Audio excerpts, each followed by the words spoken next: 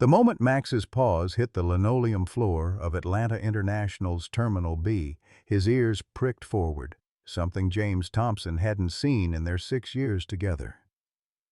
The old German shepherd stopped mid-stride, coffee-colored eyes fixed on an ordinary black suitcase waiting forlornly on the carousel, his muscles coiling like springs. It wasn't drugs or explosives. James had seen those reactions 1,000 times. Security officer Sarah Mitchell dropped her clipboard, the metallic clatter drawing startled looks from weary travelers as Max let out a sound between a whine and a howl that raised goosebumps on every arm in the vicinity.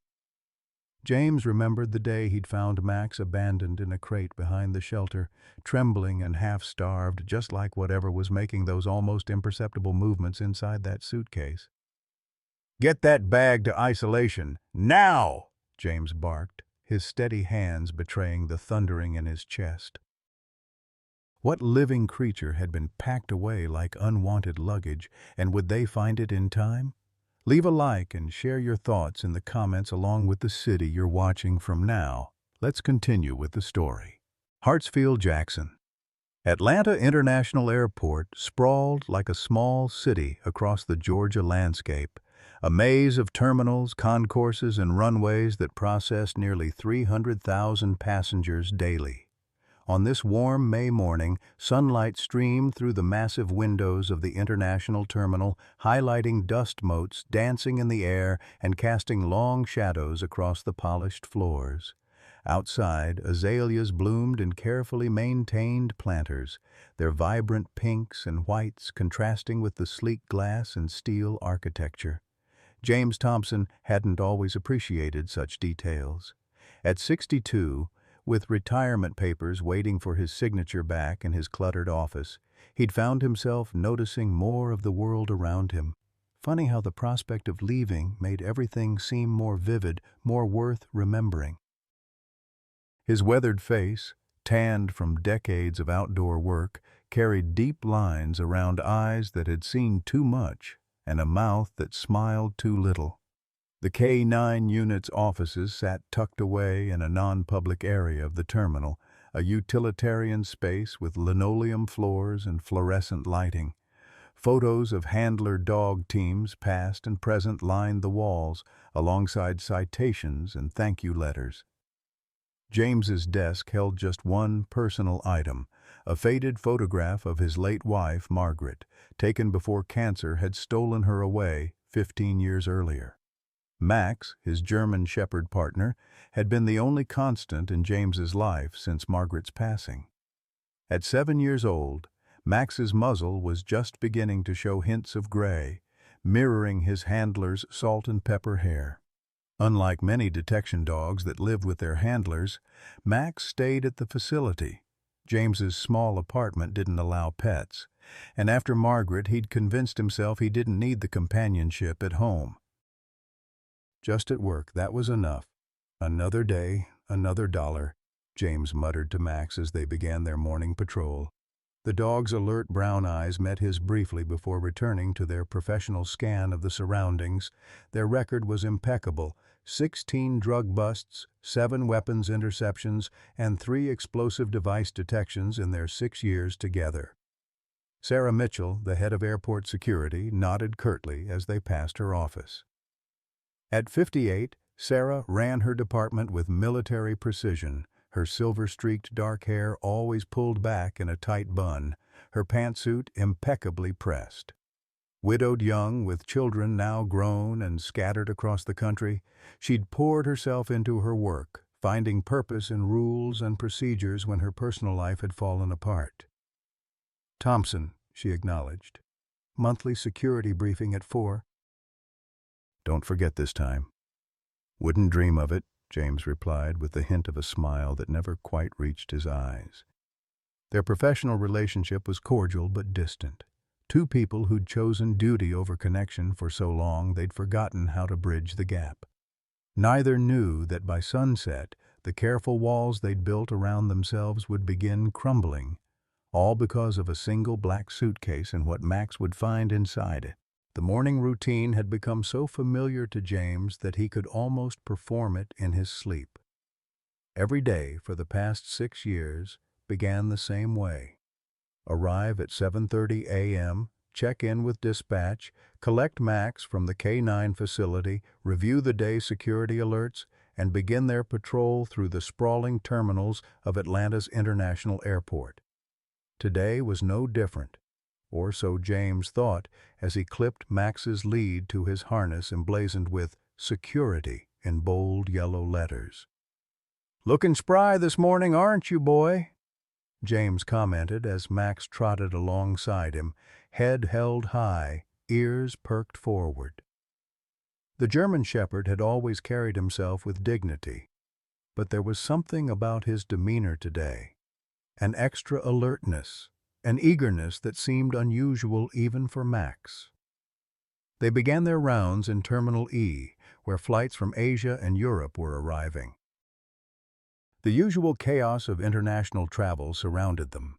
Exhausted travelers dragging overstuffed luggage, emotional reunions at the arrival gates, harried airline staff managing the constant flow of humanity. James and Max moved through it all with practiced ease, invisible until needed, their presence both a deterrent and a reassurance. "Morning, Thompson," called Brad Jenkins from Customs. "Anything exciting on the agenda today?" James shook his head.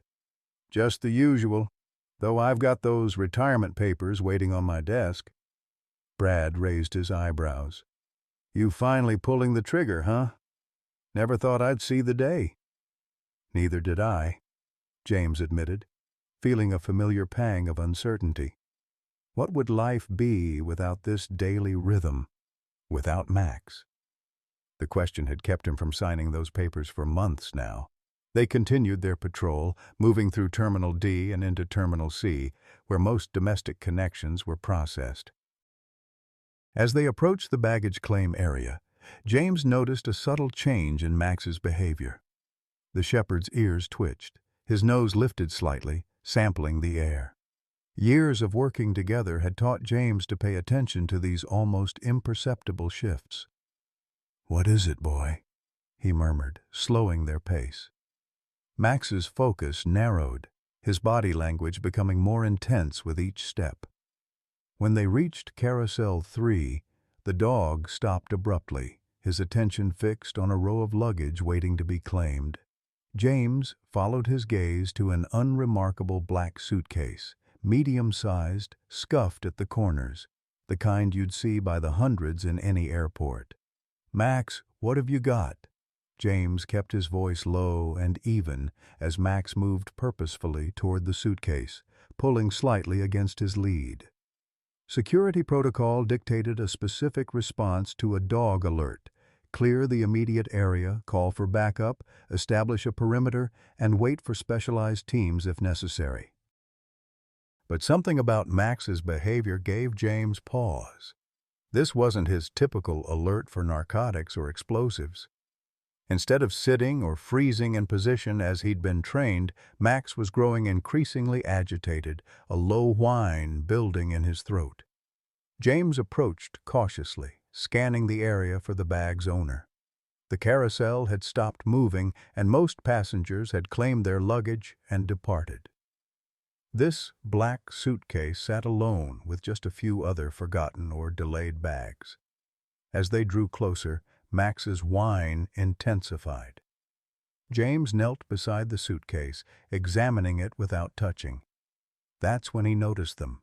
Tiny holes, perhaps a dozen, drilled into the hard shell and partially covered with tape. They were easy to miss, which was clearly the intention. James felt a chill run down his spine. In his 30 years of service, first military, then airport security, he'd developed an instinct for trouble. Those holes meant something was alive inside that suitcase. He reached for his radio. "Control, this is Thompson in Terminal C, Carousel 3. I need backup for a security check on an unclaimed bag." Sarah Mitchell's voice came through almost immediately. "Nature of the concern, Thompson?" James hesitated. "Not sure yet. Max is alerting, but it's unusual. Possible live cargo." "Live cargo?" The skepticism in Sarah's voice was evident. "Thompson, we have protocols." "I know the protocols," James interrupted, something he rarely did with Sarah. "Just send the team, please." By now, Max was circling the suitcase, his whine turning into an occasional bark. Several nearby passengers had stopped to stare, creating exactly the kind of attention James wanted to avoid. Two security officers arrived within minutes, followed shortly by Sarah herself. Her expression was a careful mask of professional detachment, but James caught the flicker of annoyance in her eyes. "This better be legitimate, Thompson," she said quietly as she approached. "We've got 3 VIPs arriving in the next hour, and I don't need resources tied up on a false alarm." James gestured toward Max, who was now sitting beside the suitcase, his eyes never leaving it, his body trembling slightly. "You've worked with Max long enough to know he doesn't give false alarms." Sarah sighed, then turned to the other officers. "Secure the area, please. Standard 15-foot perimeter." As the officers began moving passengers away and setting up portable barriers, Sarah examined the suitcase. "Where's the luggage tag?" James pointed to a partially torn airline tag. "Looks like it came in on the 8:15 from Miami. Connection flight before that, but I can't make out the origin." "Miami to Atlanta," Sarah mused. "Domestic transfer. Could be anything." "Those holes," James said, pointing. "Someone made air holes." Sarah's professional demeanor cracked slightly as she leaned closer. "Could be wildlife trafficking?" "We've seen an uptick lately." She straightened up. "Let's get it to the secure room before we do anything else." One of the officers carefully lifted the suitcase, which James noticed was heavier than its size would suggest. As it was moved, a faint sound emerged, so quiet that James might have imagined it if not for Max's immediate reaction. The shepherd's ears shot forward, and he attempted to follow the suitcase as it was carried away. "Easy, boy," James soothed, though his own heart was beating faster. That sound, what was it?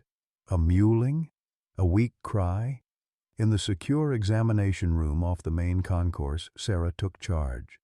"Standard protocol, X-ray first, then explosive detection, then we open it if cleared." The X-ray revealed dense, indistinct shapes inside, but nothing that immediately registered as explosive components. The bomb-sniffing dog brought in gave no alert. Throughout it all, Max remained fixated on the suitcase, his behavior growing increasingly distressed.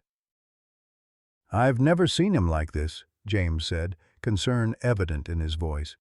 "In 6 years, I've never seen him this worked up." Sarah checked her watch. "We need to make a decision. By rights, we should wait for the owner to claim it or get a warrant to open it." "And if there's something alive in there?" James challenged. "How long can it survive?" Their eyes met in a silent battle of wills, Sarah, the rule follower, James increasingly certain that something was very wrong. It was a familiar dynamic between them, one that had played out dozens of times over their years working together. James thought suddenly of his time in Vietnam, of following orders that led to tragedy, of the weight of regret he'd carried for decades. "Sometimes doing the right thing means breaking the rules," he said quietly. "That's not your call to make," Sarah replied, but her voice lacked conviction. Just then the suitcase moved, ever so slightly, but unmistakably. A faint scratching sound emanated from within, followed by what could only be described as a weak cry. "That's it," James said, decision made. "We're opening it now." Sarah started to protest, but stopped as Max began pawing at the suitcase, his whine now constant and distressed. "Fine," she conceded. "But on your head be it, Thompson." The locks on the suitcase were simple, not even locked, just clasped shut.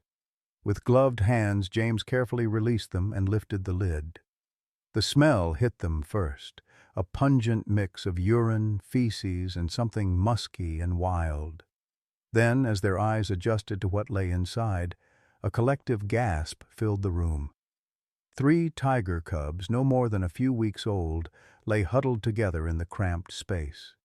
Their orange and black striped coats were dull and matted, their tiny bodies obviously dehydrated and weak. One lifted its head slightly at the sudden light and air, releasing a pitiful mewling sound that went straight to James's heart. "Dear God," Sarah whispered, her professional mask slipping completely. Max's behavior transformed instantly. The agitation vanished, replaced by an almost tender curiosity. He edged closer, sniffing gently at the cubs, his tail wagging slowly. "Someone call animal control and get a vet here now," James ordered, his voice rough with emotion. "And water. Get some water and maybe some milk." As the room erupted into activity, James knelt beside the open suitcase, gently stroking one of the cubs with a single finger. Its eyes, barely open, seemed to focus on him for a moment. "Who would do this?" Sarah asked, standing beside him now, her voice barely audible. James had no answer. In all his years of service, he'd seen the darkest sides of humanity: smuggling, trafficking, terrorism. But this particular brand of cruelty struck him differently. These were babies, innocent and helpless, treated like contraband. "We need to find whoever's responsible," he said finally, a hardness entering his voice. Sarah nodded, her usual by-the-book demeanor replaced by something James had never seen before: righteous anger. "Yes, we do." As they waited for help to arrive, Max settled down beside the suitcase, his body positioned protectively near the cubs. James watched in amazement as the dog who had been trained to detect threats now assumed the role of guardian. In that moment, something shifted in James Thompson's world. The retirement papers on his desk seemed suddenly irrelevant. Some battles were worth fighting, even at 62. Some wrongs demanded to be righted. The smallest cub let out another weak cry, and Max responded with a soft whine of his own, as if to say, "I understand, I'm here." And James, watching them, felt something he hadn't experienced in years, a sense of purpose that transcended routine and regulation. The battle for these cubs' lives was just beginning, and James intended to see it through no matter where it led. The secure examination room, normally a place of clinical efficiency, had transformed into an impromptu wildlife triage center. James knelt beside the open suitcase, his weathered hands hovering uncertainly over the tiger cubs. Their breathing was shallow, their tiny rib cages visible beneath dull orange and black fur. "Don't touch them directly," Sarah cautioned, her voice softer than James had ever heard it. "We don't know what condition they're in." One of the security officers returned with a bowl of water and some clean towels. "Animal control is on the way. They're contacting a wildlife vet." James nodded, dipping a corner of the towel in water and gently, oh so gently, moistening the lips of the smallest cub. The tiny creature's tongue darted out reflexively, seeking moisture.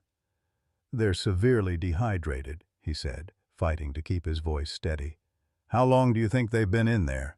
Sarah examined the luggage tag more carefully. "If this is accurate, the bag came in from Miami this morning, but originated in, looks like Bangkok 3 days ago." 3 days, James repeated, the horror of it sinking in. 3 days in darkness, without proper food or water, crammed into a space barely large enough for them to move. "It's a miracle they're alive at all." Max had settled into a protective position beside the suitcase, his brown eyes never leaving the cubs. Occasionally he would issue a soft whine, as if trying to communicate with them. When the smallest cub made a feeble mewling sound, Max's ears perked forward, his entire body alert. "I've never seen him behave like this," James said, watching the interaction with fascination. "It's almost like he understands what they've been through," Sarah observed, a note of wonder in her voice. Before James could respond, the door opened, and a woman in her early 40s entered, carrying a large medical kit. Her auburn hair was pulled back in a practical ponytail, and she wore jeans and a polo shirt with Atlanta Wildlife Rescue embroidered on the pocket. "Dr. Emily Parker," she introduced herself briskly. I understand we have some contraband cubs. James moved aside to give her access. 3 of them. They've been in this suitcase for potentially 3 days. Emily's professional demeanor cracked momentarily as she looked into the suitcase. "Oh, you poor babies," she murmured before the veterinarian in her took over. "I need space to work. Can someone find me a flat surface? And I'll need warm water, clean towels, and a heating pad if possible." As the security team scrambled to meet her requests, Emily began a careful examination of the cubs. "Bengal tigers," she confirmed. "Probably no more than 4 weeks old. They should still be nursing." She looked up at James and Sarah. These were poached from the wild. Their mother was likely killed. The words landed like physical blows. James had seen many things in his long career, smuggled drugs, weapons, even human trafficking attempts, but there was something about these helpless cubs that struck a deeper chord. Sarah's normally stern expression had softened into something like grief. Will they survive? Emily didn't sugarcoat her response. The next 24 hours will be critical. They're severely dehydrated and malnourished. This little one, she indicated the smallest cub, is in the worst shape. But tigers are resilient. If we can get them stabilized, they have a chance. As Emily worked, inserting tiny IV lines to provide fluids, James turned his attention to the suitcase itself. Alongside the cubs, the smuggler had packed minimal supplies, a few soiled towels, an empty water bottle, and a small pouch containing what looked like raw meat, now spoiled. "Check this," he said to Sarah, pointing to a small notebook wedged into a side pocket. "Might tell us something about where they came from or where they were headed." Sarah carefully extracted the notebook, flipping through its pages with gloved hands. "Shipping manifest of some kind. Lists the cubs as specimens A, B, and C. There's an address in Miami and another here in Atlanta." Her eyes narrowed. "And a buyer's name, William Carter, with a phone number." "That's our smuggler," James said, feeling a surge of anger. "Or at least the recipient." "I'll run the name through the system," Sarah said, reaching for her phone. As she did, Max suddenly stood at attention, his ears forward, a low growl building in his throat. The door opened again, and a man in an airline uniform peered in. "Excuse me, I understand there's an unclaimed suitcase here. We've had a passenger looking for lost luggage matching this description." James and Sarah exchanged a look. Max's growl deepened. "Sir, this is now part of an active investigation," Sarah said smoothly. "Could you please tell the passenger that they'll need to speak with airport security?" The airline employee hesitated. "He's quite insistent. Says there's nothing unusual in the bag, just personal items. He's right outside, actually." James felt a surge of anger that someone could refer to these suffering creatures as nothing unusual. He started to speak, but Sarah laid a restraining hand on his arm. "Perfect," she said with a smile that didn't reach her eyes. "Have him wait right there. We'll be out to speak with him momentarily." As the employee left, she turned to James. "This could be our William Carter. Let's not tip our hand yet." James nodded, though everything in him wanted to confront the man directly. "Emily, how soon can these cubs be moved?" The veterinarian looked up from her work. "They can't be moved for at least an hour. I'm still stabilizing them." "The smallest one is in critical condition." "Stay with them," Sarah instructed. "We'll handle the smuggler."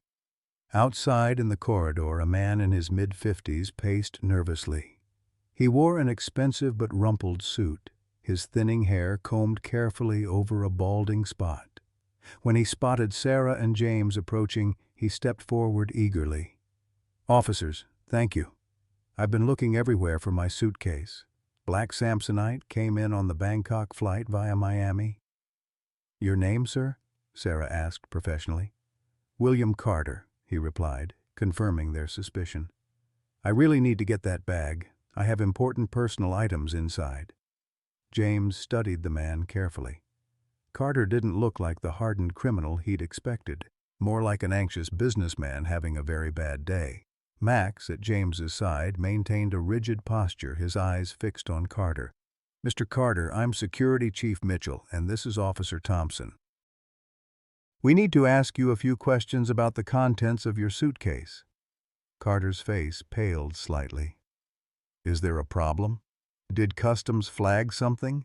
I declared everything of value." "You could say there's a problem," James said, unable to keep the edge from his voice. "We found 3 living tiger cubs inside your suitcase, Mr. Carter, in deplorable condition." The reaction was immediate and unexpected. Carter's knees seemed to give way, and he grabbed the wall for support. "They're alive?" he whispered, his voice cracking. "All 3?" The question threw James off balance. It wasn't the response of someone caught in a criminal act. It sounded like genuine concern. Sarah, ever the professional, pressed on. "Sir, trafficking in endangered species is a federal offense. You're looking at serious charges." Carter shook his head, his eyes darting between them. "No, you don't understand. I wasn't trafficking them. I was rescuing them." James exchanged a skeptical glance with Sarah. "Rescuing them? By stuffing them in a suitcase for 3 days?" "I had no choice," Carter insisted, his voice urgent. "The poachers would have killed them or sold them to a private collector who would have kept them in horrible conditions. I used to work, for the International Wildlife Conservation Fund until I was fired for confronting a donor who was involved in the exotic pet trade."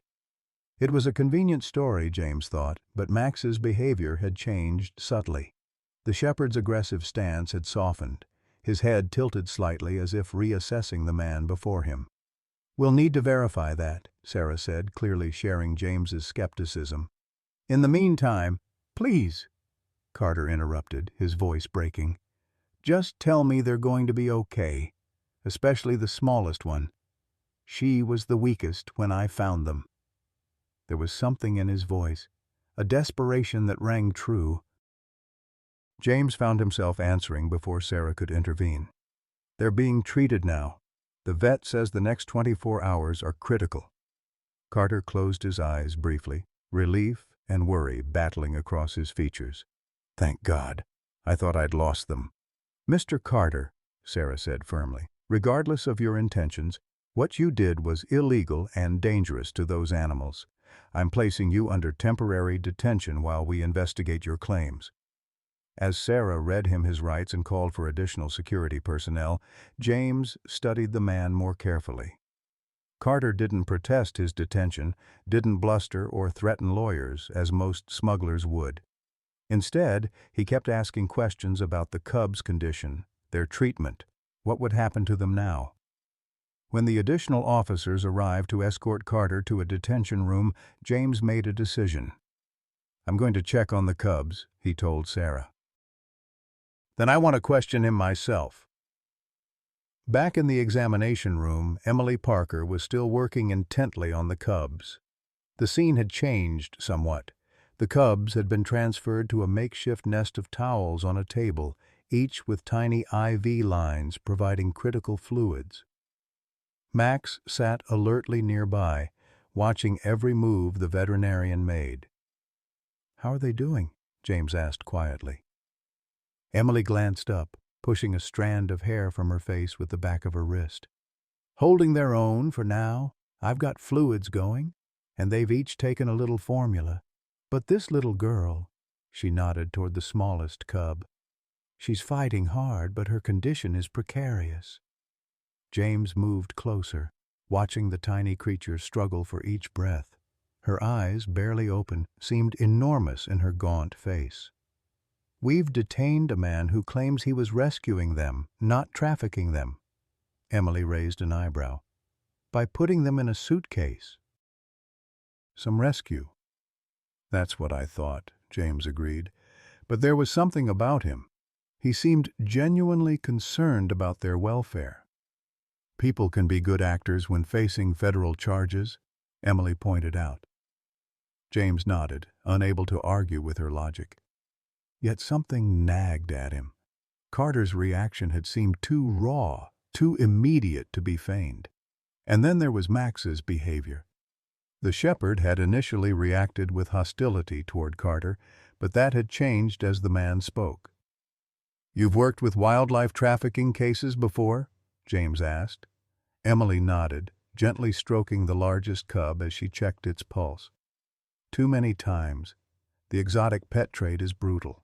Tigers, especially, fetch enormous prices."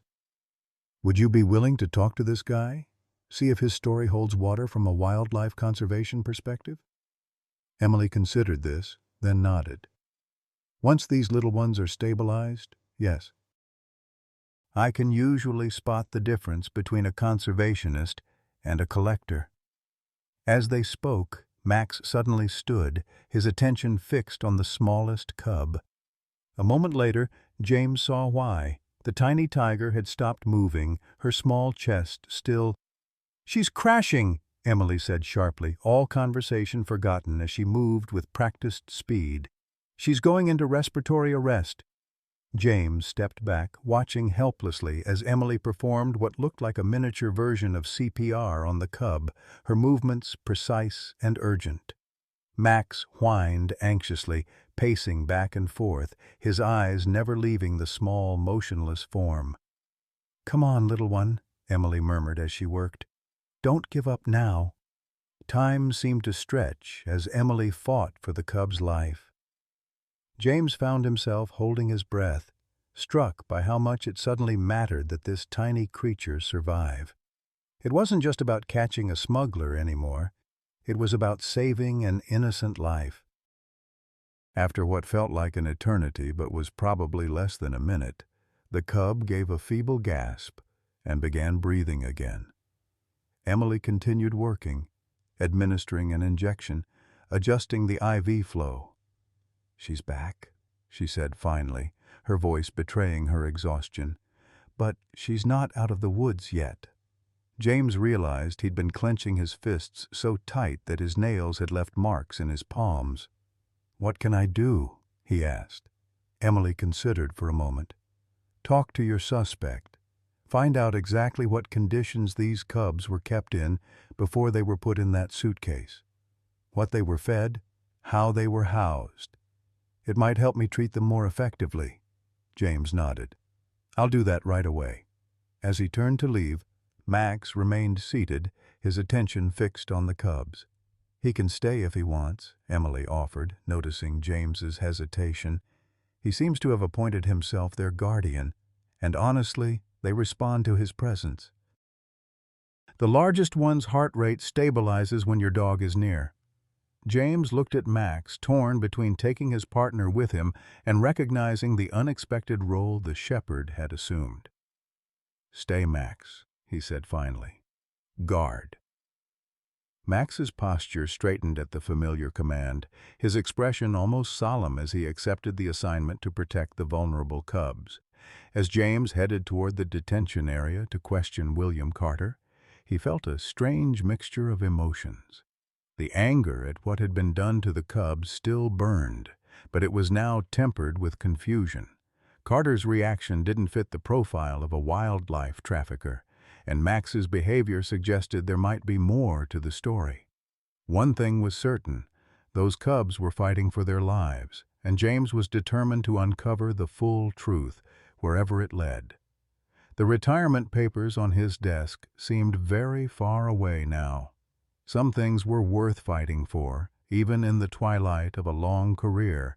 The detention room was deliberately austere, a metal table bolted to the floor, 4 chairs and walls painted the color of old oatmeal. William Carter sat with his shoulders slumped, staring at his hands. He looked up when James entered, hope and fear battling across his features. "How are they?" he asked immediately before James could speak. "The cubs, are they still hanging on?" James studied him carefully, taking the seat opposite.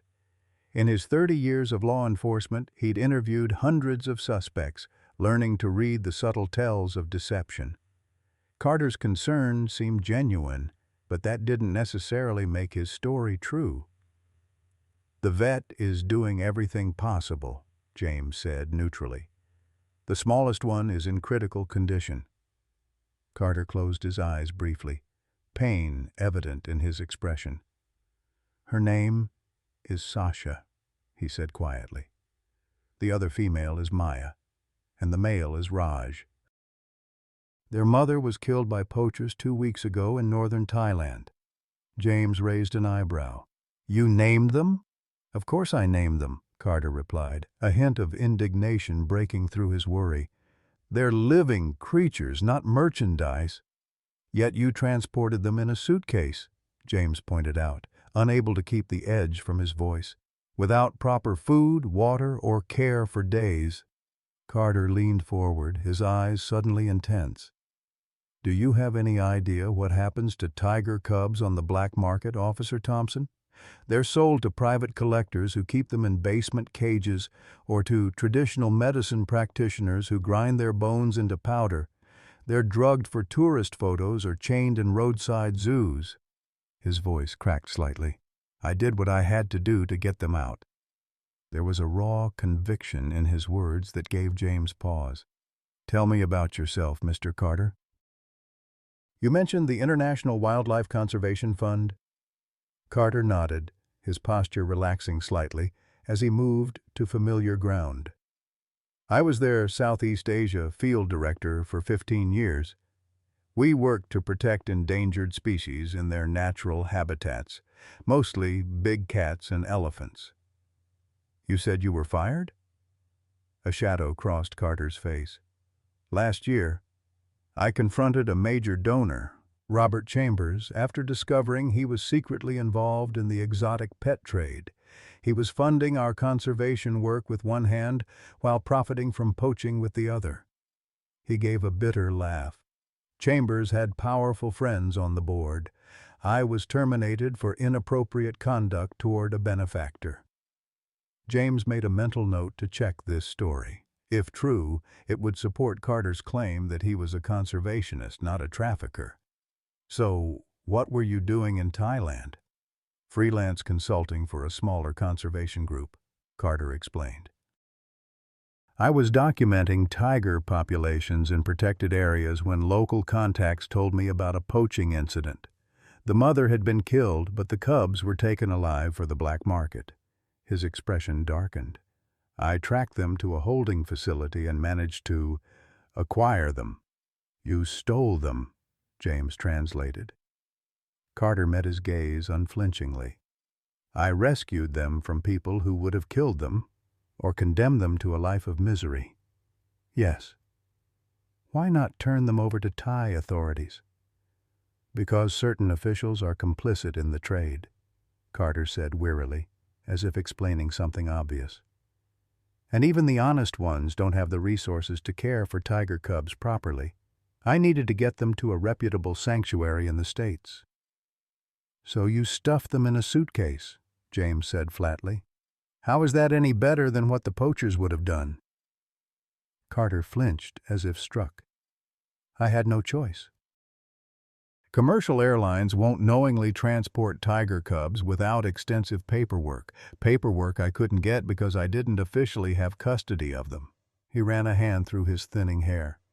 I made air holes, gave them sedatives prescribed by a vet to reduce stress, included water and food for the journey. It was supposed to be a 20-hour trip, not 3 days. There was a delay in Bangkok, then a missed connection in Miami. His voice trailed off, the anguish evident. I never meant for them to suffer. I was trying to save them. James sat back, considering. The story was either true or Carter was one of the most convincing liars he'd ever encountered. We'll need to verify all of this. Please do, Carter said earnestly. Check my background, call my former colleagues, but please let me see the cubs. I've been caring for them for over a week. They know me. That's not possible right now, James said, though not unkindly. They're receiving emergency medical care. Carter seemed about to protest, then deflated. At least tell me they'll go to a proper sanctuary if they survive. They can never be released into the wild. They're too young, too habituated to humans now. The vet mentioned something about needing more information on their care before you acquired them, James said, watching Carter's reaction. What were they being fed? What conditions were they kept in? Carter responded immediately and in detail, describing the formula he'd been giving them, their feeding schedule, even their individual preferences. Sasha is the picky one. She'll only take the bottle if you hold it at a certain angle. Raj is greedy, gulps too fast and gets air bubbles. Maya is the most like a normal cub, playful when she has the energy. The specificity and affection in his descriptions struck James. This wasn't information one would invent on the spot. I'll pass that along to the vet, James said, rising. Sit tight, Mr. Carter. We have more questions, but this is helpful. As he turned to leave, Carter called after him. Officer Thompson? Thank you for finding them, for caring what happens to them. Most people wouldn't bother. James paused at the door, considering his response. My partner deserves the credit.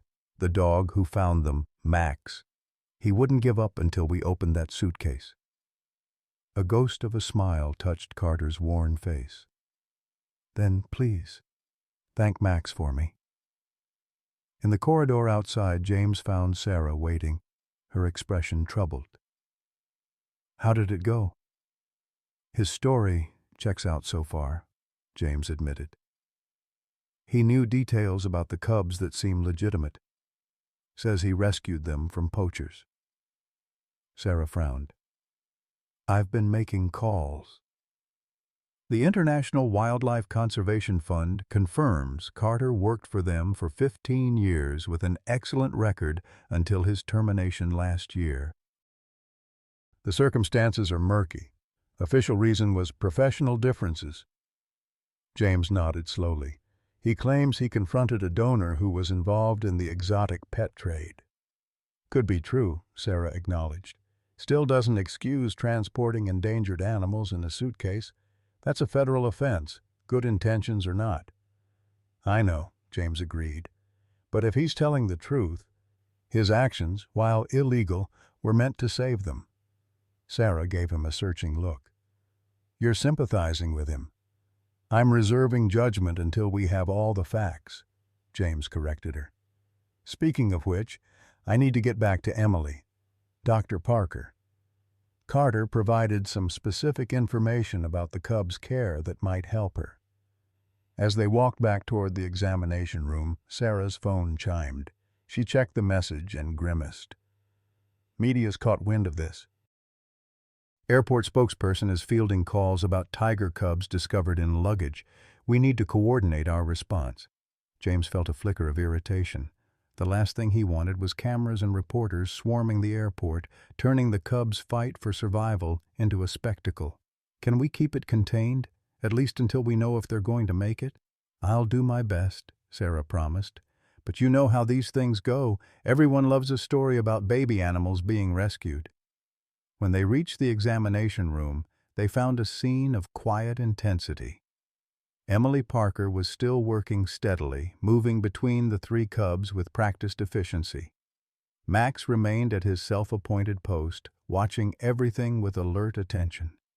The shepherd acknowledged James with a brief wag of his tail but didn't leave his position. How are they doing?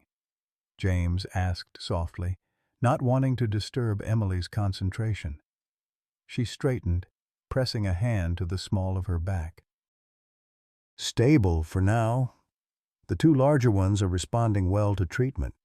The little one, Sasha was it? She's holding on, but it's touch and go. James nodded. Carter told me some specific details about their care that might help.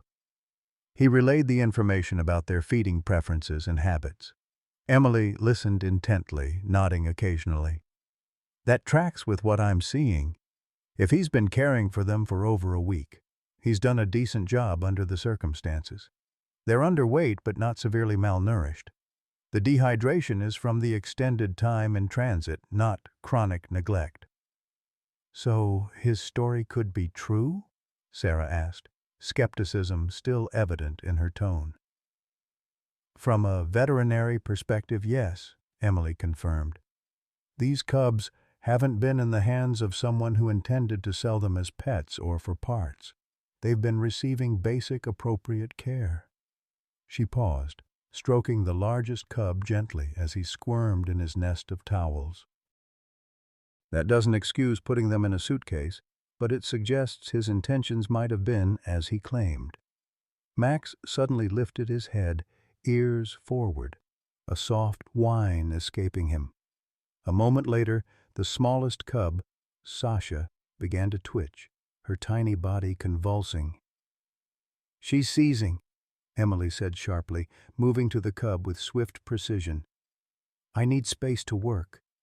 James and Sarah stepped back, watching in tense silence as Emily administered medication through the IV line. Max remained utterly still, his eyes fixed on the struggling cub, a low, anxious whine building in his throat. After several agonizing minutes, the seizure subsided, and Sasha lay exhausted but breathing. Emily checked her vital signs, her expression grave. "That's the second seizure.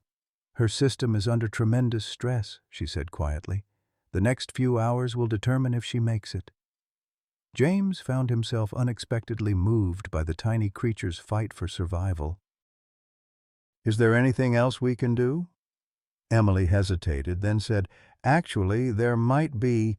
In wildlife rehabilitation, we sometimes use surrogate mothers for orphaned babies. Not another tiger, obviously, but—" Her eyes moved to Max. "Your dog seems to have formed a connection with them. Body heat, heartbeat, physical contact. These can all help stabilize a stressed cub." "You want Max to cuddle them?" Sarah asked incredulously. Emily smiled faintly. "In essence, yes. Particularly the little one. Social species like tigers draw comfort and strength from physical contact. Your dog is calm, gentle, and seems to have a natural affinity for them." James looked at Max, considering. The German Shepherd was a highly trained working dog, not a therapy animal. Yet his behavior since discovering the cubs had been extraordinary. "It's your call," Emily said. "But in my experience, unlikely animal friendships can sometimes make the difference between life and death for a struggling orphan." James knelt beside Max, meeting the shepherd's intelligent gaze. "What do you think, boy? Can you help them?" In response, Max edged closer to the makeshift nest, his movements deliberate and gentle.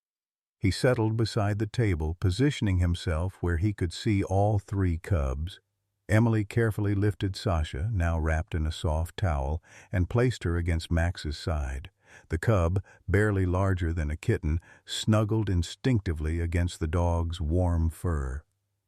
"Well, I'll be damned," Sarah murmured, watching as Max adjusted his position to create a protective curve around the tiny tiger. Emily smiled. "Animals often understand what's needed better than we do." She gently moved the other two cubs closer to Max as well, creating a huddle of orange, black, and German Shepherd brown.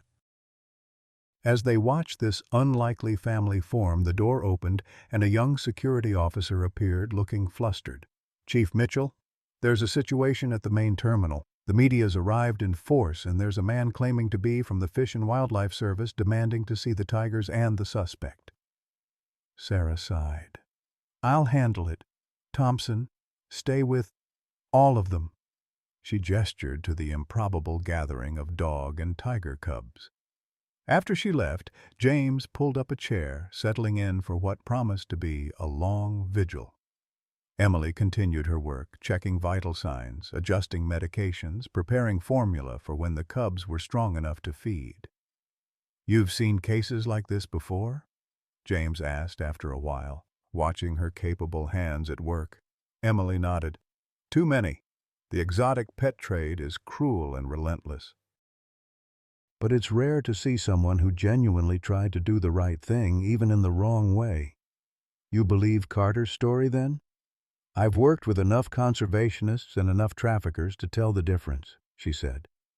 Carter knows these cubs, their personalities, their needs. That comes from days of attentive care, not from seeing them as merchandise. James considered this. Still doesn't make what he did legal. No, Emily agreed. But life is rarely black and white when it comes to wildlife rescue. Sometimes good people make desperate choices when the system fails. Something in her tone caught James's attention. You sound like you speak from experience. Emily was quiet for a moment, focusing on adjusting Raj's IV. Finally, she said, My father was a wildlife officer. 20 years ago, he found a litter of wolf pups whose mother had been illegally shot. By law, he should have turned them over to the state facility, but he knew they were overcrowded and underfunded. Instead, he brought them home and raised them himself until they were old enough to be placed in a proper sanctuary. She smiled faintly at the memory. He risked his job for those pups, but they all survived and lived good lives because of his choice. James found himself thinking of the unsigned retirement papers on his desk. After 30 years of following rules and procedures, was this situation forcing him to reconsider the boundaries between right and wrong, legal and moral? Your father sounds like a good man, he said finally. He was, Emily agreed. He taught me that compassion sometimes matters more than regulations, especially when lives are at stake. As they talked, Max remained perfectly still, his body a warm sanctuary for the tiger cubs. Occasionally he would gently lick one of them, a gesture so careful it seemed impossible from a dog his size. The cubs, for their part, had settled into what appeared to be their first peaceful sleep since their ordeal began. James watched this unexpected tableau with a growing sense that something extraordinary was happening, not just the rescue of endangered cubs, but perhaps the awakening of something long dormant in himself. For years he'd done his job without questioning, without truly engaging. Now, faced with 3 tiny lives hanging in the balance, and a dog who seemed to understand more about compassion than many humans, James felt the rigid boundaries of his world beginning to shift. Outside, the airport continued its relentless rhythm of arrivals and departures. But in this quiet room, time seemed to move differently, marked by the rise and fall of small striped chests and the watchful gaze of a German shepherd who had appointed himself guardian to the most unlikely of charges. Dawn broke over Atlanta with a wash of pink and gold that streamed through the narrow windows of the airport's security wing. James Thompson had dozed fitfully in an uncomfortable chair, waking at every sound, every movement from the makeshift tiger nursery. Max hadn't moved all night, maintaining his protective position around the cubs with a patience that seemed almost supernatural for a dog. The German shepherd's eyes would occasionally drift closed, but at the slightest whimper from one of his charges, he would be instantly alert again. Emily Parker had stayed as well, catching brief moments of rest between monitoring the cubs' vital signs and administering medications.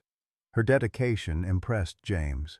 This wasn't just a job to her, it was a calling. "How's our littlest patient?" James asked quietly, noticing Emily checking on Sasha. Emily's tired face brightened slightly. "She made it through the night, which is more than I honestly expected. Her temperature is stabilized and she took a few milliliters of formula an hour ago." "That's good news," James said, relief evident in his voice. He moved closer, studying the tiny tiger cub. She was still frighteningly small, her orange and black coat dull compared to her siblings, but there was a new steadiness to her breathing. "Don't celebrate yet," Emily cautioned. "She's still critically ill, but she's a fighter." "Like someone else I know," James murmured, reaching down to stroke Max's head gently. The shepherd acknowledged the touch with a brief glance but remained focused on his adopted family. The door opened, and Sarah Mitchell entered, looking as if she hadn't slept at all. Her normally immaculate appearance was slightly rumpled, her silver-streaked hair escaping its usual tight bun. "The media circus has fully arrived," she announced without preamble. "Every local station has crews outside and CNN just showed up." "The airport PR team is overwhelmed," James grimaced. "Can't they leave us in peace to focus on keeping these cubs alive?" "It's a compelling story," Sarah pointed out. "Smuggled tiger cubs rescued by heroic airport security dog. They're already calling Max a hero." She softened slightly, looking at the German shepherd. "Which, to be fair, he is." "What about Carter?" James asked. "Any updates on his story?" Sarah nodded, pulling out her tablet. "I've been making calls all night. His background checks out. Distinguished career in wildlife conservation, multiple awards and recognitions. His termination from the International Wildlife Conservation Fund was controversial. Several staff members resigned in protest." "And the donor he accused? Chambers?"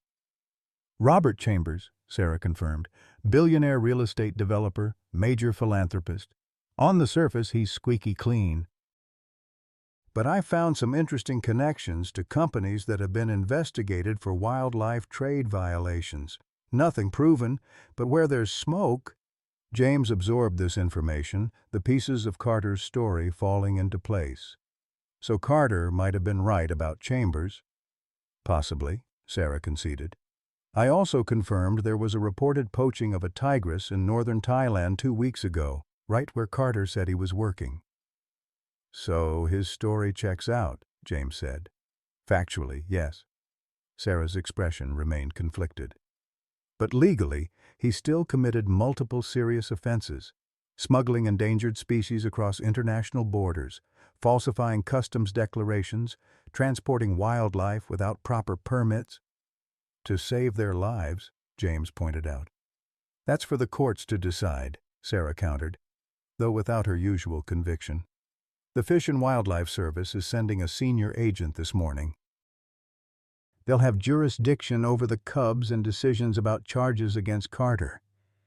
James felt a surge of protectiveness that surprised him with its intensity. "These cubs aren't just evidence, Sarah. They're living creatures fighting for survival. And Carter, whatever laws he broke, was trying to save them." Sarah studied him for a long moment. "You've changed your tune since yesterday, Thompson. What happened to buy the book?" James glanced at Max, still guarding his unlikely charges with unwavering dedication. "Maybe I'm learning there are times when the book doesn't have all the answers." A soft mewling interrupted their conversation. Raj, the larger male cub, had awakened and was squirming against Max's side, making hungry sounds. Emily moved swiftly to prepare a bottle of formula. "I think he's ready for breakfast," she said with a tired smile. "That's a very good sign." As Emily gently lifted Raj to feed him, the cub's sister Maya also began to stir. Max watched attentively, his ears forward, tail thumping gently against the floor when the cubs' voices grew stronger. "They recognize him now," Emily observed. "They associate him with safety and comfort." She handed the prepared bottle to James. "Would you like to feed Maya? Just hold the bottle at this angle and be patient. She might take a few tries to latch on." James hesitated, then carefully took the small bottle. He'd never been one for sentimentality about animals.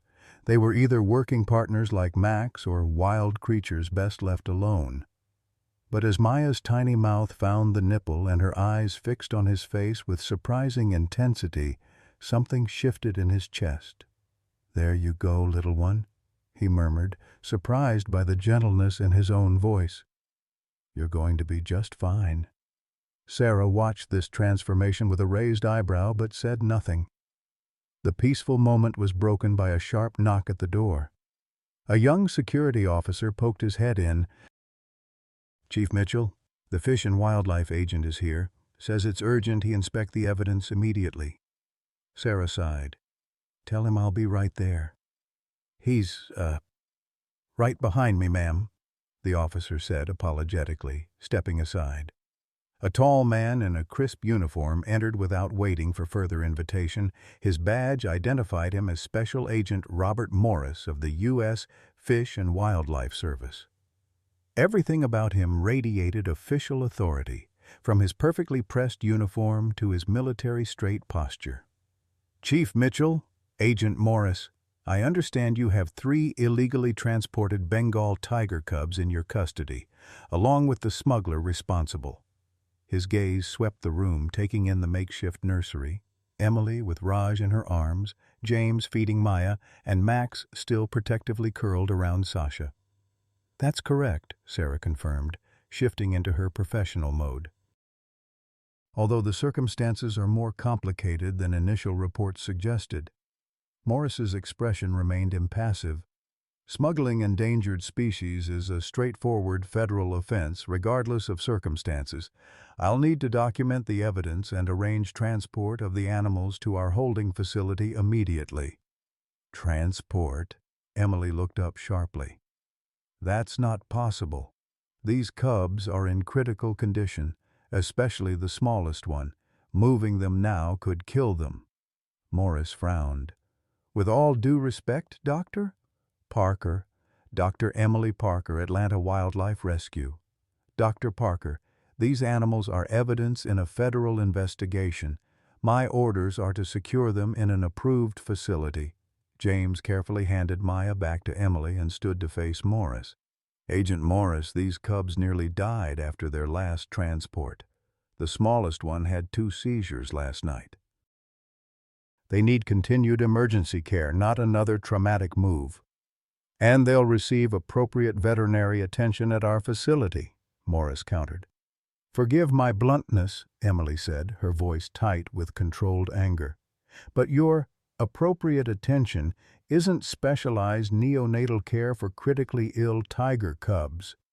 I am one of only a handful of veterinarians in the Southeast with specific training in tiger cub rehabilitation." Morris's jaw tightened. "The regulations are clear."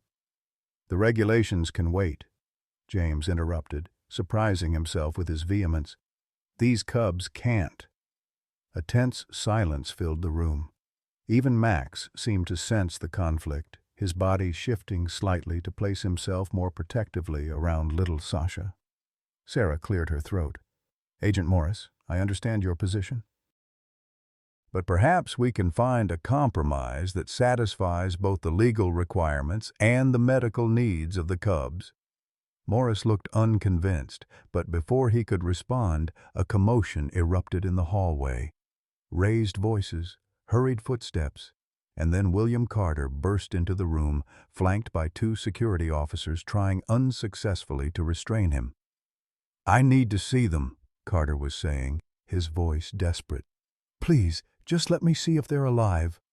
"Sir, you can't be in here," one of the officers began, but fell silent as Carter froze, taking in the scene before him. "They made it," he whispered, his eyes filling with tears as he saw the cubs. "Oh, thank God, they made it." Morris straightened to his full height. "William Carter, I'm placing you under arrest for violations of the Endangered Species Act, the Lacey Act, and multiple customs regulations." Carter barely seemed to hear him, his attention fixed on the cubs. "Sasha." "Is she?" "She's holding on," Emily said gently. "They all are." Carter's shoulders sagged in relief. He didn't resist as Morris began reciting his rights, seeming to accept his fate now that he knew the cubs had survived. But as Morris moved to handcuff him, Max suddenly rose from his position, the first time he'd left the cubs since the vigil began. The German shepherd didn't growl or show any aggression. He simply walked to Carter and sat beside him, looking up at Morris with what James could only describe as disapproval. "Max," James called, surprised. "Come." For the first time in their partnership, Max ignored the command. He remained firmly by Carter's side, his body language clear. This man was under his protection now, just like the cubs. Carter looked down at the dog in wonder. "Hello, friend," he said softly, awkwardly reaching his cuffed hands to touch Max's head. Thank you for saving them." The moment was interrupted by a sudden, distressed cry from where the cubs lay. Without Max's warm presence, little Sasha had begun to struggle, her tiny body trembling. "She's crashing again," Emily said sharply, rushing to the cub's side. "Her temperature is dropping without Max's body heat." Max's head whipped around at the sound, torn between his new charge and his original ones. "Uncuff him," James said suddenly to Morris. "Let him help." "That's completely against protocol," Morris objected. "Damn your protocol," James snapped, his patience finally breaking. "A life is at stake." Sarah stepped forward. "Agent Morris, I'll take full responsibility. Please, just for now." Something in her tone, or perhaps the genuine emergency unfolding before them, swayed the agent. With reluctance, he unlocked the handcuffs. Carter moved immediately to the cubs, kneeling beside Emily. "What can I do?" "She needs warmth and stability," Emily explained quickly. "Her system is too fragile to regulate her own temperature and vital functions." Without hesitation, Carter sat on the floor and carefully took the tiny cub in his hands. "Sasha," he murmured, his voice a gentle croon. "It's okay, little one. I'm here now." Max returned to his position, settling against Carter's side, creating a pocket of warmth for all three cubs. Carter carefully placed Sasha back against Max's fur, but kept his hand on her, the connection unbroken. Gradually, the cub's distress eased. Her breathing steadied, and the trembling subsided. "Her vitals are stabilizing," Emily confirmed after checking the monitors. "The combination of familiar scent and touch seems to be helping." James watched this tableau. The conservationist, the dog, and the endangered cubs forming an unlikely family, and felt something fundamental shift in his understanding of right and wrong, of rules and exceptions. He turned to Morris. "Agent, I know you have a job to do. So do I. But sometimes the job isn't just about following regulations. It's about doing what's right, even when it's complicated." Morris looked conflicted, his official demeanor cracking slightly as he observed the scene before him. "This isn't standard procedure." "No," Sarah agreed, surprising James with her support. "But maybe in this case, standard procedure isn't what's needed." A quiet fell over the room as Morris considered his options. Outside, the airport hummed with its usual activity, passengers coming and going, flights taking off and landing, the endless cycle of journeys beginning and ending. But in this small room, time seemed suspended as lives hung in the balance, not just the cubs, but in some way, all of theirs. The silence was broken by the buzz of Morris's phone. He checked it with a frown, then his expression changed to one of surprise. "I need to take this," he said, stepping into the hallway. When he returned a few minutes later, his demeanor had subtly shifted. That was my director," he explained. "It seems this case has attracted attention at the highest levels. The media coverage is extensive." "And?" Sarah prompted. "And I've been instructed to exercise discretion regarding the immediate handling of the cubs." Morris looked like he'd tasted something sour. "They are to remain under Dr. Parker's care until stable enough for transport, with airport security maintaining chain of custody." James felt a wave of relief wash over him. "And Mr. Carter?" Morris's expression hardened again. "He will still face charges. That's non-negotiable. But," he added, seeing Max shift protectively closer to Carter, "given the circumstances, I'm authorized to release him on his own recognizance until formal charges are filed, provided he assists with the cub's care and doesn't leave the jurisdiction." Carter looked up, disbelief and gratitude mingling on his face. "Thank you," he said simply. "Don't thank me," Morris replied stiffly. "Thank your media attention and that dog." He turned to Sarah. "I'll need a secure space to set up an office while I process the paperwork and evidence, and I'll be checking on the cubs regularly." "Of course," Sarah agreed. I'll arrange it immediately." As Morris left to make his calls, the tension in the room eased noticeably. Emily returned to caring for the cubs, with Carter now assisting, their movements together showing the practiced coordination of people accustomed to wildlife care. James stepped back, watching them work with Max's attentive assistance. The shepherd seemed to understand exactly what was needed, shifting position to accommodate examinations, offering comforting presence when the cubs became distressed. "I've never seen anything like it," Sarah said quietly, coming to stand beside him. "Any of it. Carter's dedication, Max's behavior, your transformation." James glanced at her, surprised. "My transformation?" The James Thompson I've worked with for 15 years would never have challenged a federal agent or bent regulations, no matter the circumstances. Her tone held no criticism, only thoughtful observation. "This situation has changed you."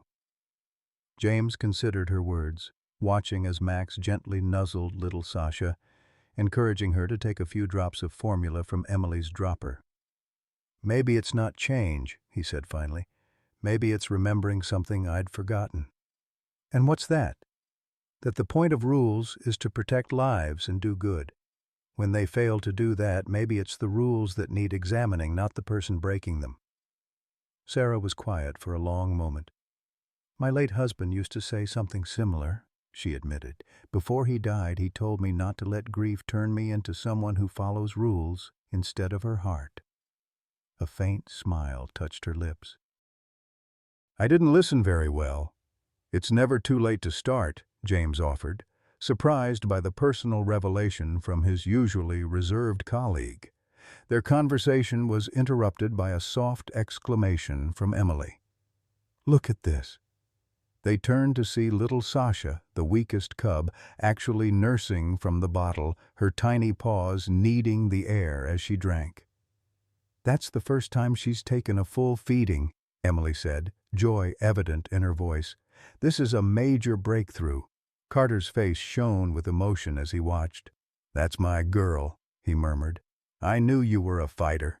Max's tail swept the floor in slow, deliberate wags, as if he too was celebrating this small victory. James felt a swell of emotion that caught him off guard. These past 24 hours had shaken the foundations of his carefully ordered world. He'd spent decades enforcing rules without question, doing his duty exactly as prescribed. Now, watching this improbable family, man, dog, and endangered cubs, fight for survival against the odds, he wondered how many other situations in his long career might have benefited from more heart and less rigid adherence to protocol. The retirement papers still waited on his desk, but for the first time in years, James Thompson wasn't counting down the days until he could walk away. Instead, he found himself imagining possibilities, ways his experience might serve a purpose greater than simply maintaining order and following rules. As if sensing his thoughts, Max looked up and met James's gaze, something profound and knowing in those intelligent brown eyes. The German shepherd had recognized what was truly important from the first moment he detected those cubs, not regulations or procedures, but life itself and the obligation to protect it, however possible. It was a lesson James Thompson, after 30 years of service, was finally beginning to learn. As afternoon faded into evening, the makeshift tiger nursery had been transformed. Airport maintenance staff had brought in comfortable chairs, proper medical equipment borrowed from the first aid station, and even a small refrigerator for storing formula and medications. The harsh fluorescent lighting had been supplemented with softer lamps that cast a warm glow over the scene. What had begun as an emergency response was evolving into something more permanent. James sat quietly in the corner, watching the activity around him. Carter and Emily worked together with the easy synchronization of experienced wildlife handlers, checking vital signs, preparing formula, and gently encouraging the cubs to eat. Max remained their constant companion, his steady presence seeming to calm the cubs when they became distressed. The two larger cubs, Raj and Maya, were showing marked improvement. They took their bottles eagerly now, their eyes more alert, their tiny bodies beginning to show the playfulness characteristic of healthy tiger cubs. But little Sasha remained a concern. Though she had survived the night and taken some nourishment, her condition was still precarious. Sarah entered, carrying a tray with sandwiches and coffee. "Thought you all could use some sustenance," she said, setting it down on a side table. "The cafeteria manager sent these over, on the house." "That's mighty kind," Carter said, looking up from where he was gently massaging Sasha's tiny limbs, a technique, he'd explained, that helped stimulate circulation and prevent muscle atrophy. His face showed the strain of the past days, etched with worry and exhaustion, but there was also a profound relief in his eyes whenever he looked at the cubs. Emily accepted a sandwich gratefully. "Any update on the media situation?" Sarah grimaced. "It's gone national. All the major networks are running the story. Hero Dog saves smuggled tiger cubs. There's footage of Max from airport security cameras circulating online, millions of views already." James shook his head, uncomfortable with the attention. "As long as they stay outside and let us focus on what matters." "Agent Morris is handling the press briefings," Sarah informed them. "Very by the book, minimal details. But the public response has been unexpected." "How so?" Carter asked, carefully returning Sasha to her nest beside Max. "Thousands of donations pouring in for the cubs' care. Wildlife organizations using the story to highlight the exotic pet trade. And," she added with a hint of surprise, "a significant number of people arguing that Carter should be treated as a rescuer, not a criminal." Carter looked up, startled. "Really?" "Don't get your hopes up," Sarah cautioned. "The legal issues remain serious." "But public opinion seems to be swinging in your favor." James watched Carter absorb this information. The man didn't seem particularly concerned about his own fate, his attention immediately returning to Sasha, who had begun to whimper softly. "She's having trouble maintaining her temperature again," Emily noted with concern, checking the monitoring equipment. Her last blood work showed signs of infection setting in despite the antibiotics. The atmosphere in the room shifted instantly, joy at the older cub's progress giving way to renewed worry for the smallest one. Emily adjusted medications. Carter held the tiny cub close to provide warmth, and Max whined softly, nudging Sasha gently with his nose. James felt the weight of it all pressing down, the fragility of life, the arbitrary nature of rules and laws in the face of survival, the unexpected connections formed in crisis. He'd spent decades enforcing regulations without questioning their purpose or effect. Now, watching the struggle to save this tiny, endangered creature, those certainties seemed far less clear. "Is there anything else we can do?" he asked, moving closer to the cub. Emily's expression was grave. "We're doing everything medically possible. The next few hours will be critical. Sometimes, with cases this severe..." She didn't finish the sentence, but her meaning was clear. Carter's face tightened with pain. "No," he said firmly. "She's not giving up, and neither are we." He gently stroked Sasha's head with one finger, her entire skull smaller than his palm. "Come on, little fighter. You've made it this far." As the evening deepened into night, they maintained their vigil. The larger cubs slept peacefully. But Sasha's condition continued to deteriorate. Her breathing became more labored, her tiny body occasionally trembling with effort. Max never left her side, his brown eyes showing a depth of concern that seemed almost human. Around midnight, Emily stepped away from the cub to speak quietly with James and Sarah at the far side of the room. "I don't want to say this in front of Carter, but we're losing her," she said softly. "The infection is overwhelming her system, and she's too weak to fight it. It might be kinder to consider euthanasia before she suffers more." James felt a surprising surge of denial. "There must be something else we can try." Emily shook her head sadly. "We've tried everything in our arsenal. Sometimes especially with wildlife as compromised as these cubs were. We can't save them all." Sarah, who had maintained professional detachment throughout much of the ordeal, looked unexpectedly emotional. "How long does she have?" "Hours, maybe," Emily admitted. "The kindest thing might be to end her suffering now." The quiet conversation was interrupted by a soft, broken sound from Carter. They turned to see him holding Sasha, tears streaming down his face as the tiny cub's breathing became increasingly irregular. "I'm so sorry, little one," he was whispering. "I was trying to save you. I never meant for this to happen." Max pressed against Carter's side, whining softly, his eyes never leaving the struggling cub. The German shepherd seemed to understand exactly what was happening, a life slipping away despite all their efforts. James moved to Carter's side, placing a hand on his shoulder.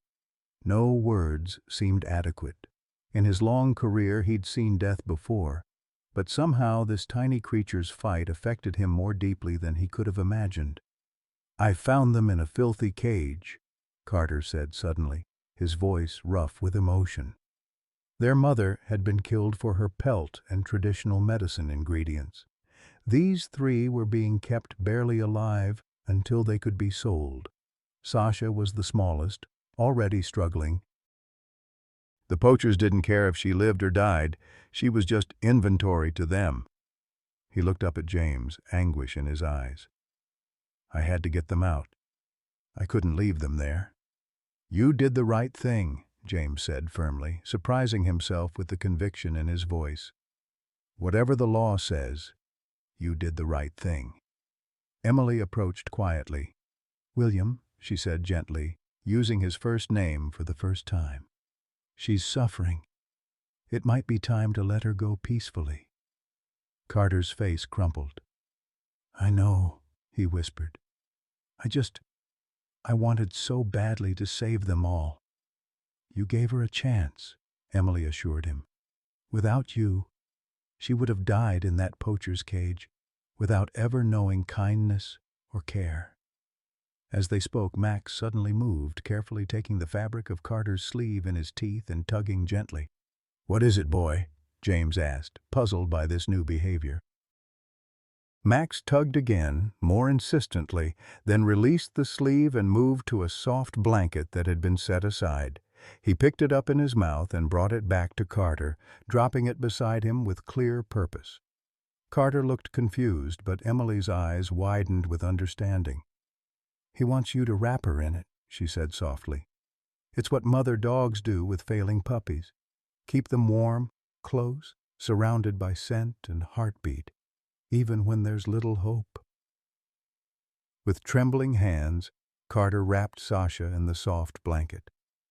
Max settled beside them, creating a warm space between his body and Carter's. The man gently placed the bundled cub in this protected pocket, his hand remaining on her tiny form. "I've never seen anything like this," Emily murmured, watching the German shepherd's behavior with wonder. "He's trying to create the most comforting environment possible for her." For the next hour they sat in silence. The only sounds were Sasha's increasingly labored breathing and Max's occasional soft whines. The larger cubs slept on, unaware of their sister's struggle. Sarah had moved to sit beside James, her usual professional distance abandoned as she reached for his hand in the darkness, both of them bearing witness to this small tragedy unfolding before them. Just after 2 a.m., Sasha's breathing changed. The intervals between breaths lengthened, each inhale more difficult than the last. "It's time," Emily said gently, kneeling beside Carter. "She's going." Carter nodded, unable to speak through his tears. He stroked Sasha's tiny head one last time. "Go in peace, little one," he whispered. "No more suffering now." Max pressed closer, laying his head down so that his muzzle just touched the bundled cub. His brown eyes held a depth of understanding that transcended species. At 2:17 a.m., Sasha took her final breath. Emily confirmed what they all knew. her professional demeanor finally breaking as tears slipped down her cheeks. She's gone. The room fell into a profound silence. Carter held the tiny bundle against his chest, his shoulders shaking with silent sobs. Max remained pressed against him, offering comfort in the only way he could. James felt an unexpected wetness on his own cheeks. In 30 years of service, he'd maintained professional detachment through countless crises. Now, the death of a tiger cub he'd known for less than 2 days had broken through barriers he hadn't even realized he'd built. "I'm so sorry," Sarah said softly, her own voice unsteady. "Truly sorry." Carter nodded, unable to speak. After several minutes, he carefully handed the small bundle to Emily. "What will happen to her now?" he asked hoarsely. "With your permission, I'd like to perform a proper examination," Emily replied gently. "It might help us better care for her siblings and provide evidence about the poaching and trafficking." "Of course," Carter agreed. "Whatever helps." As Emily took the tiny body away, Max let out a long, low whine that seemed to express the grief they all felt. The shepherd then turned his attention to the 2 remaining cubs, positioning himself protectively around them as if promising that they, at least, would survive. Carter watched him with tear-filled eyes. "Thank you," he said to the dog, "for finding them, for caring for them, for trying to save her." James cleared his throat, finding his voice. "Max has always been exceptional, but I've never seen him behave quite like this. It's as if he understands exactly what these cubs need." "Animals often understand more than we give them credit for," Carter said, wiping his eyes, "especially about life and death." The conversation paused as the door opened and Agent Morris entered, looking uncomfortable at interrupting. His eyes took in the scene, noting the absence of one cub and the grief evident on every face. "The smallest one didn't make it," Sarah informed him quietly. Morris's official demeanor softened slightly. "I'm sorry to hear that."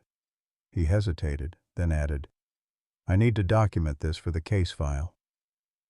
Any other time, James might have bristled at the intrusion of bureaucracy into this moment of grief.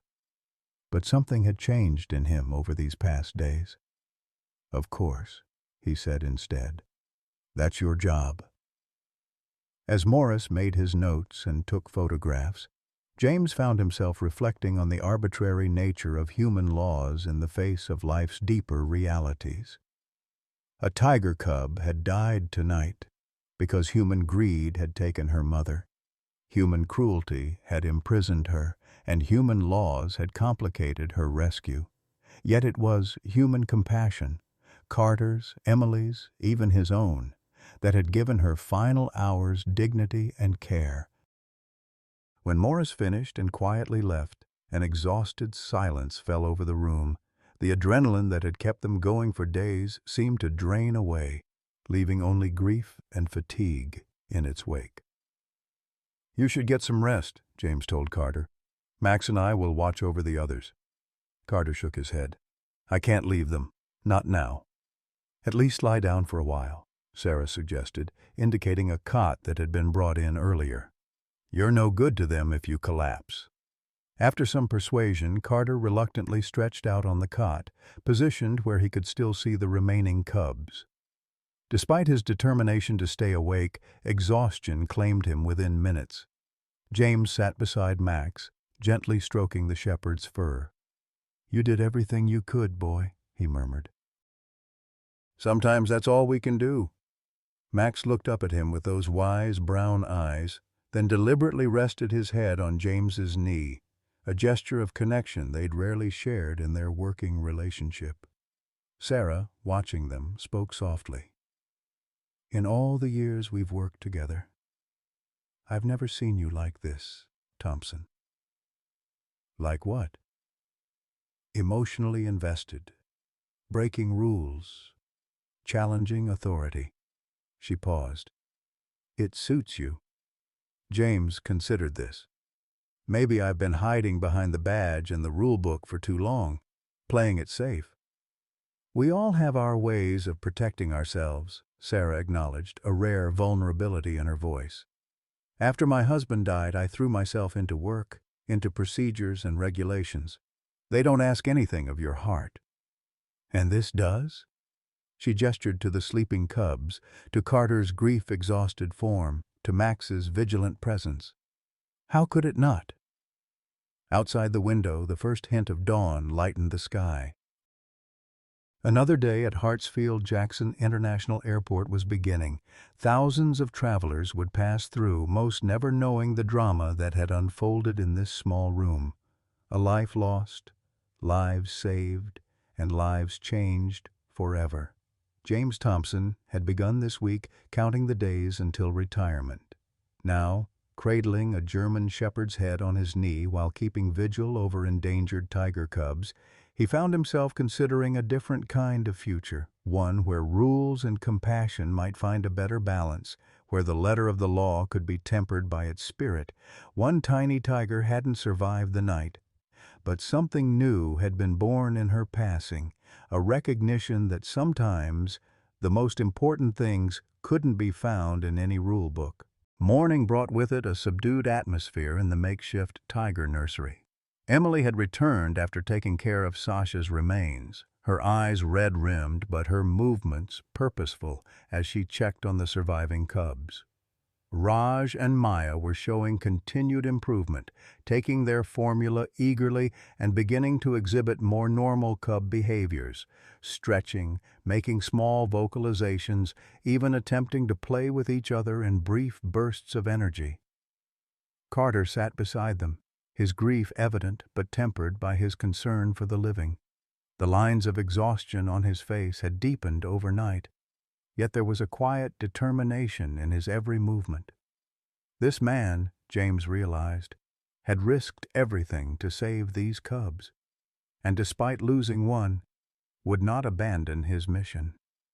Max remained their faithful guardian, allowing the cubs to climb over him, responding to their needs with uncanny awareness.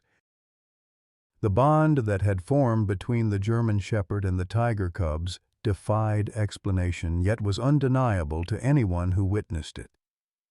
"Mr. Carter," Sarah said, entering the room with a folder in hand.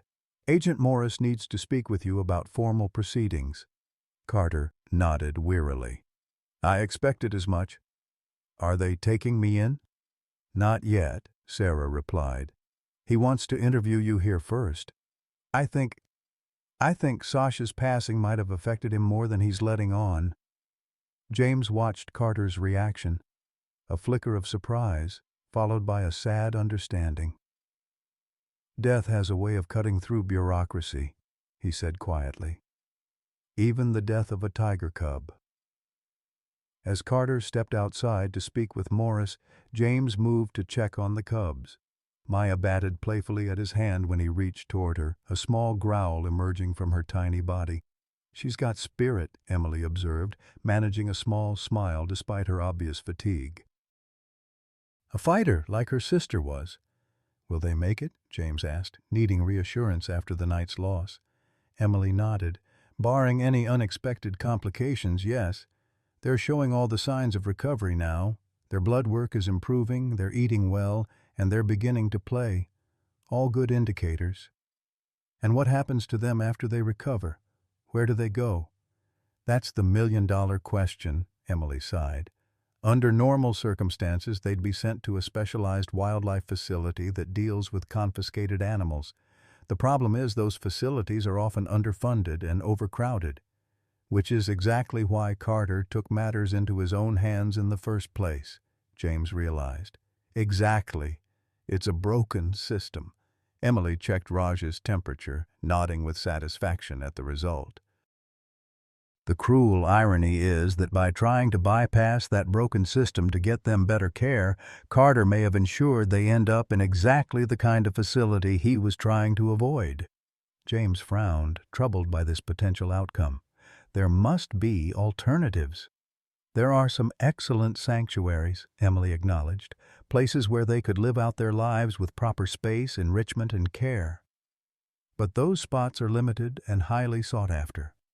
without the right connections or considerable funding. Her voice trailed off as the door opened and Sarah returned, her expression unreadable. "How's it going with Morris?" James asked.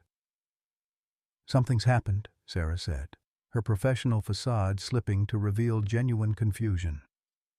"Morris just received a call from his superiors in Washington. The case is being reassigned to a special task force focusing on international wildlife trafficking rings." James straightened, alert to the implications. "They're going after bigger fish than Carter." "It appears so," Sarah confirmed. "Morris wouldn't give me details, but he mentioned high-level interests and broader implications. And he seemed relieved, actually." "What does this mean for Carter?" Emily asked, the question that concerned them all. Sarah shook her head. "Still unclear. But Morris hinted that they might be more interested in Carter's testimony against others than in prosecuting him aggressively." "Others like Robert Chambers?" James suggested, recalling the donor Carter had accused of involvement in the exotic pet trade. "Possibly," Sarah agreed. "Morris mentioned a delegation from Washington arriving this afternoon to interview Carter directly." The door opened again, and Carter returned, looking stunned. Max immediately went to him, pressing against his leg in what seemed like canine reassurance. "They want me to cooperate with an investigation into Chambers and his network," Carter said without preamble. "In exchange for consideration regarding my own charges." "That's good news, isn't it?" Emily asked cautiously. Carter ran a hand through his thinning hair. "Maybe. I've been trying to expose Chambers for years. The animals he's trafficked, the habitats he's destroyed while pretending to be a conservationist. But you're worried about the cubs," James finished for him, understanding immediately. Carter nodded. "Morris couldn't give me any guarantees about what would happen to them. Said it wasn't his decision anymore." A heavy silence fell over the room, broken only by the small sounds of the cubs playing in their makeshift enclosure. James watched them, these tiny endangered creatures whose fate now hung in bureaucratic limbo. After everything they'd survived, poaching, trafficking, the loss of their sister, the idea that they might end up in an inadequate facility seemed profoundly unjust. "There has to be a way," he said finally, voicing the determination growing within him, "a way to ensure they get proper care while still serving justice." "What are you thinking, Thompson?" Sarah asked, studying him with newfound interest. James wasn't entirely sure himself, but something was taking shape in his mind, a possibility that would have seemed unthinkable to him just days ago. "I need to make some calls," he said. "And we need to gather evidence that these cubs require specialized care that can't be provided just anywhere." "That part's easy," Emily said. "Their medical records already demonstrate their unique needs, and their socialization with Max is a critical factor in their development now. Separating them could cause significant psychological trauma."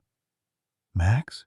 Sarah questioned, looking at the German shepherd who had returned to the cubs, allowing them to climb over his patient form.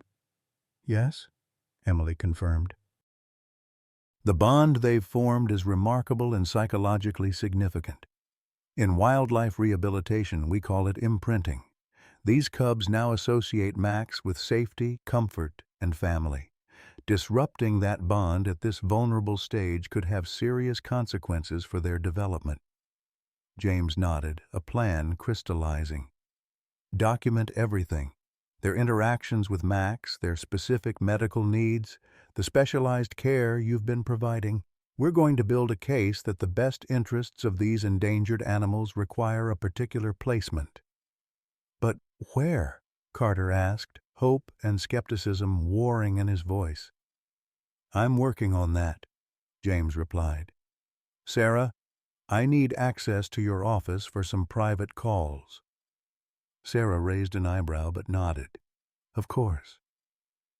Over the next few hours, as Carter and Emily continued caring for the cubs, James made call after call. Former military contacts, wildlife officials he'd worked with over the years, even a state senator whose daughter he'd once helped when her passport was stolen. Each conversation built upon the last, connections forming, possibilities emerging. By early afternoon, when the delegation from Washington arrived, James was ready. 3 officials in dark suits entered the room, their expressions shifting from professional detachment to undisguised wonder as they took in the scene. Tiger cubs playing under the watchful eye of a German shepherd, the unlikely caretakers who had brought them back from the brink. "Gentlemen," James greeted them, stepping forward with a confidence he hadn't felt in years. "Before you begin your interviews, I believe we need to discuss the welfare of these endangered Bengal tigers." The lead official, a gray-haired man with penetrating eyes, assessed James carefully. "And you are?" "James Thompson, K-9 security officer." "My partner Max is the one who discovered these cubs and has been instrumental in their survival." "I see," the official replied, though his tone suggested he didn't entirely. "Mr. Thompson, while we appreciate your concern, the disposition of confiscated wildlife falls under federal jurisdiction." "I'm well aware," James countered evenly. "I'm also aware of Section 16 of the Endangered Species Act, which stipulates that the welfare of the animals must be the primary consideration in placement decisions." The official's eyebrows rose slightly, surprise registering at James's knowledge. "That's correct, but these cubs require specialized care," James continued. "Dr. Parker has documented their medical needs extensively. More significantly, they've formed a critical bond with my K-9 partner, a bond that, if broken, could jeopardize their recovery." Emily stepped forward, professional and authoritative. "I can confirm this. In my expert opinion as a wildlife veterinarian specializing in tiger rehabilitation, separating these cubs from their current support system would pose a significant risk to their development and survival." The officials exchanged glances, clearly not having anticipated this level of organized advocacy. "What exactly are you proposing?" the lead official asked cautiously. James took a deep breath. "I'm proposing that these cubs be placed at the North Georgia Wildlife Sanctuary. It's a gold standard facility with specific expertise in tiger rehabilitation. They've agreed to accept the cubs and, most importantly, to allow continued interaction with Max during their critical development period." Carter looked at James in astonishment. "How did you arrange that?"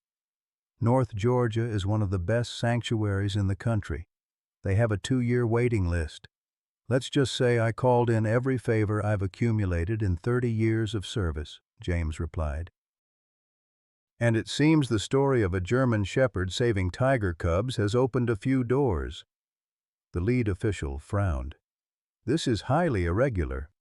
"So is this entire situation," Sarah interjected, stepping forward to stand beside James.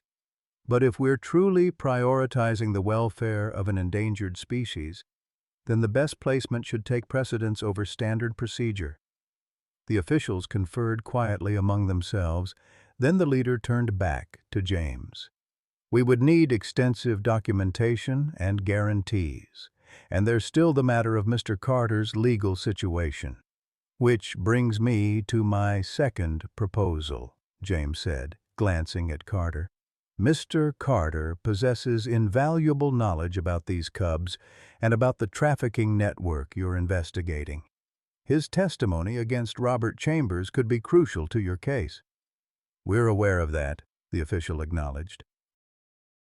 "Then I suggest a formal cooperation agreement that includes regular supervised visits to the cubs at the sanctuary. His expertise would benefit their care, and it would provide him with motivation to continue assisting your investigation." Carter stared at James, speechless at this unexpected advocacy. The lead official studied James for a long moment. "You've put considerable thought into this, Mr. Thompson. May I ask why?" "This goes well beyond your duties as a security officer." It was a fair question, one that James had been asking himself. Why had he invested so much in these cubs, in Carter's situation? Why, after decades of following rules without question, was he now working so hard to bend them? Because sometimes doing your duty means looking beyond the rule book, he answered finally. These cubs deserve a chance. And a man who risked everything to save them deserves consideration, whatever laws he broke in the process. The room fell silent as the officials considered his words. Max, sensing the importance of the moment, left the cubs briefly to stand beside James, his presence a silent endorsement. "We'll need to discuss this with our superiors," the lead official said at last. "No promises, but your proposal has merit." As the officials stepped outside to make their calls, Carter approached James, emotion evident in his face. "Why would you do this for me? For them?" James looked down at Max, then at the cubs playing in their enclosure, blissfully unaware of the negotiations determining their fate. "I'm not entirely sure," he admitted. "Maybe I'm tired of just enforcing rules without thinking about their purpose. Or maybe—" "Maybe what?" Carter prompted, when James hesitated.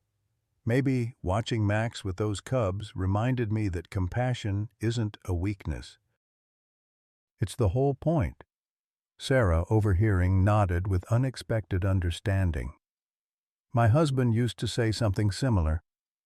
Rules without heart are just another form of cruelty." The door opened, and the officials returned.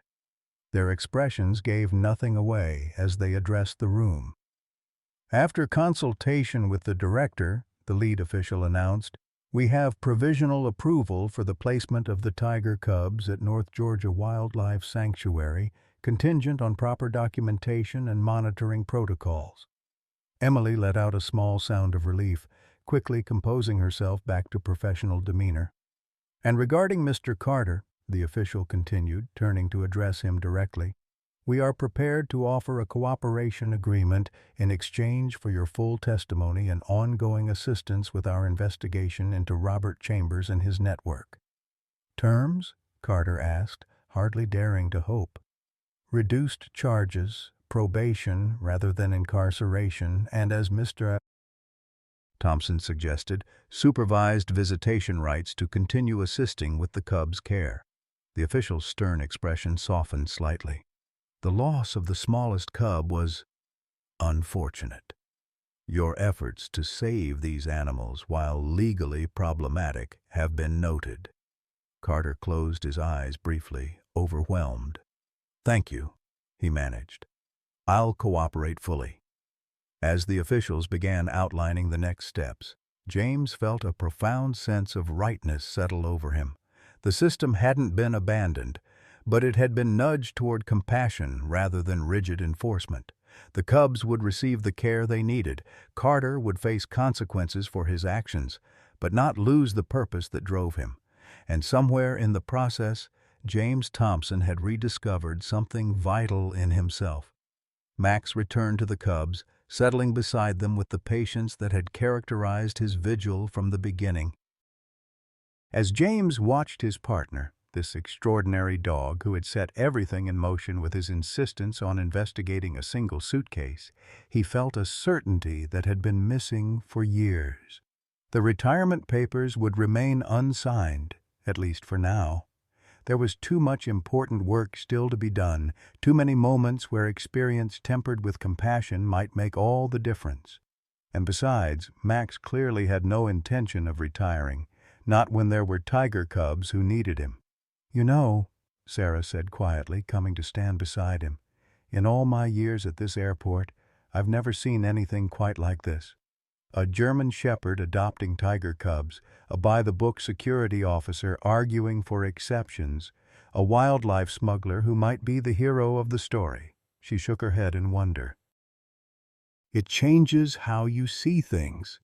"Yes," James agreed, watching as one of the cubs, Maya, the spirited female, batted playfully at Max's tail while the patient shepherd pretended not to notice. "It certainly does." The truth that had emerged from this extraordinary week wasn't found in any security manual or legal statute. It was simpler and more profound. Sometimes salvation comes from the most unexpected sources, and sometimes the greatest act of duty is knowing when to follow your heart instead of the rules. 1 month later, James Thompson stood on the observation deck of the North Georgia Wildlife Sanctuary, watching as Raj and Maya explored their spacious, naturalistic enclosure. The cubs had grown noticeably in the past 4 weeks, their once fragile bodies now robust and energetic, their playful antics drawing delighted gasps from the small group of visitors permitted to view them during limited hours. "They've doubled in weight," Emily Parker remarked, coming to stand beside him. "Their blood work is perfect, and they're developing right on schedule."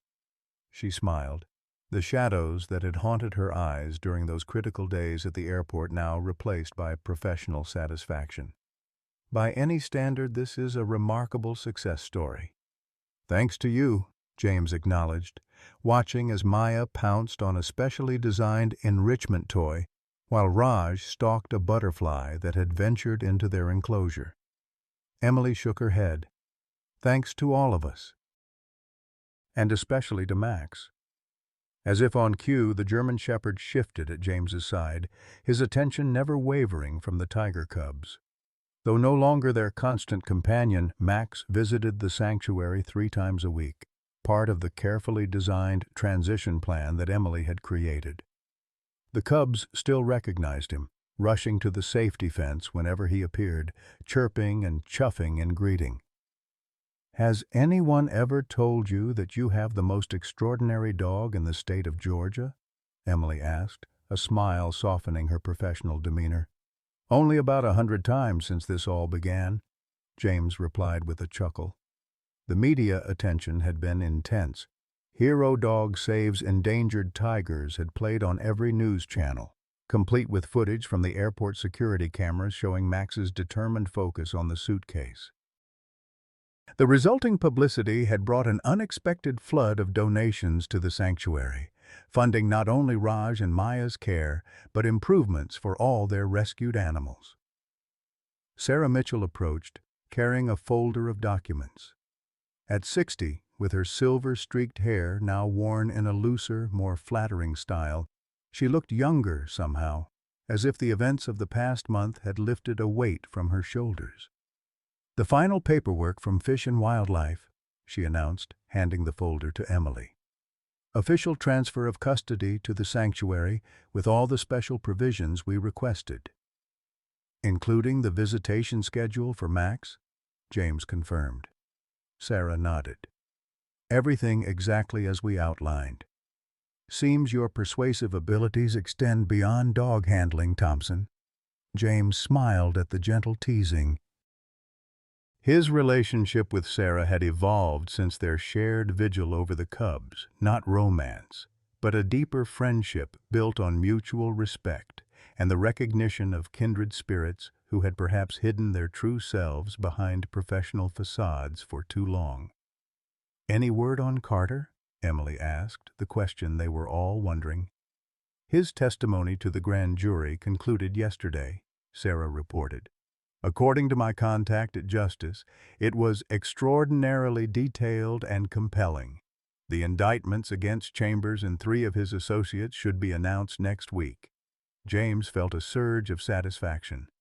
Robert Chambers, the wealthy donor who had fired Carter for exposing his connections to wildlife trafficking, was about to face serious federal charges. Justice worked slowly sometimes, but it did work. "And Carter himself?" he pressed. "Probation, community service, and a suspended sentence," Sarah confirmed. "He'll be here this afternoon, actually."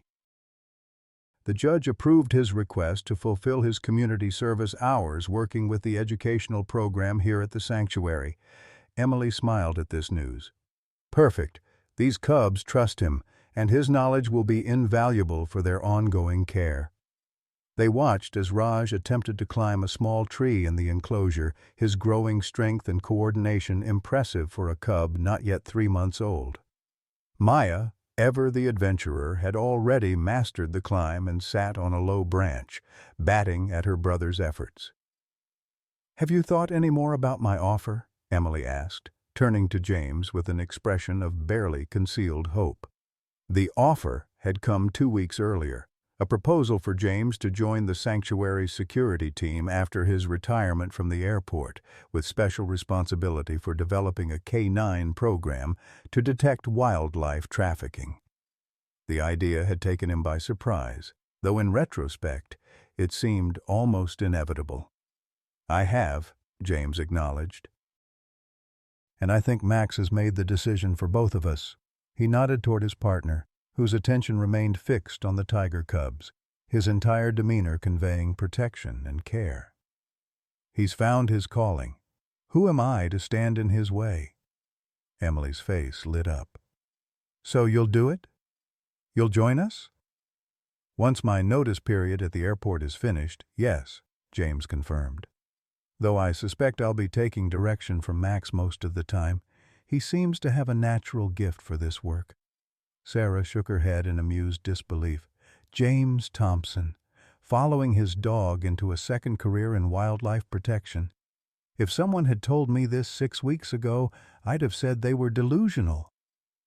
"Life has a way of surprising you," James replied, thinking of how a single moment, Max's alert at an ordinary black suitcase, had changed so many lives, including his own.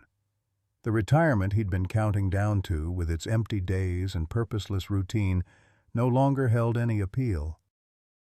Instead, he found himself looking forward to this new chapter with an excitement he hadn't felt in years. A commotion at the entrance to the observation area drew their attention. William Carter had arrived, escorted by a sanctuary staff member. Though still bearing the strain of recent events, he looked healthier than when James had last seen him. Less haunted, more purposeful. The legal ordeal had taken its toll, but knowing the cubs were thriving and that Chambers would face justice had clearly brought him a measure of peace. "There they are," Carter said softly as he approached, his eyes fixed on the cubs. "Look at them. So strong now." Max recognized Carter immediately, moving to greet him with a gentle nudge of his nose against the man's hand. The gesture spoke volumes about the bond that had formed between them during those critical days. "They're doing wonderfully," Emily assured him. "The sanctuary director wants to talk with you about incorporating their story into the educational program. Their journey could help raise awareness about the realities of wildlife trafficking." Carter nodded, his eyes never leaving the cubs. "I'd like that. Something good should come from all this." He finally turned to James, offering his hand. "I heard you're joining the team here." "That's wonderful news." James shook the offered hand, feeling the strange circle of connection that had brought them all to this moment. Max made the decision, really.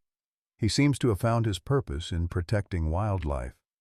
"Some animals just have an old soul," Carter observed, watching as the German shepherd returned his attention to the cubs. "They understand things we don't." They stood together in companionable silence, watching the cubs play in the afternoon sun. Maya had convinced Raj to join her on the tree branch, and the two were now engaged in a good-natured wrestling match that showcased their growing strength and coordination. "I still think about Sasha," Carter said after a while, his voice soft with remembrance. "The little one who didn't make it." "We all do," Emily assured him, "but her story isn't forgotten. We've established a special fund in her name, the Sasha Initiative, to support emergency care for trafficked wildlife. She's already helped save 3 orphaned leopard cubs from a similar situation." Carter's eyes glistened with emotion. She'd have liked that. A staff member approached, informing Emily that the sanctuary director was ready for their scheduled meeting. With a promise to return shortly, she departed, leaving James, Sarah, Carter, and Max to continue their observation of the cubs. "You know," Sarah remarked, "in 30 years of airport security, I've confiscated everything from illegal firearms to counterfeit handbags, but I never imagined I'd be part of saving endangered tigers." Life takes some unexpected turns, James agreed. He thought of the retirement papers, finally signed last week, not with resignation but with anticipation of a new beginning. After a 30-year career focused on rules and regulations, he was embarking on a path guided more by compassion and purpose. "Do you ever wonder what would have happened if Max hadn't alerted on that suitcase?" Carter asked. "If you'd walked past like everyone else?" James considered the question, watching as Max sat alert, his gaze tracking every movement of the tiger cubs. "I used to believe Max alerted because he was trained to detect anomalies," he said slowly. "Now I'm not so sure." There was something more instinctual, more knowing in his reaction. "Almost like he understood exactly what was at stake," Sarah added.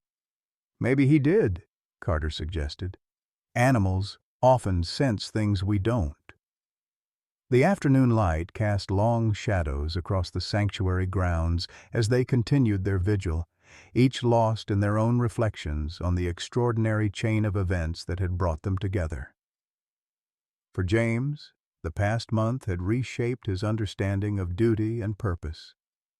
What began as a routine security check had evolved into a profound lesson about compassion, justice, and the unexpected ways lives could intersect and change each other. Maya and Raj had finally tired themselves out, curling together in a patch of sunlight for an afternoon nap. Their contented forms, so vulnerable yet so full of potential, represented everything that had been at stake in this unlikely story: the fragility of life, the persistence of hope, and the difference that compassion could make in a world often governed by rigid rules and indifference. Max watched over them still, the German shepherd's vigilant presence a reminder that sometimes the most extraordinary heroes came in the most ordinary packages.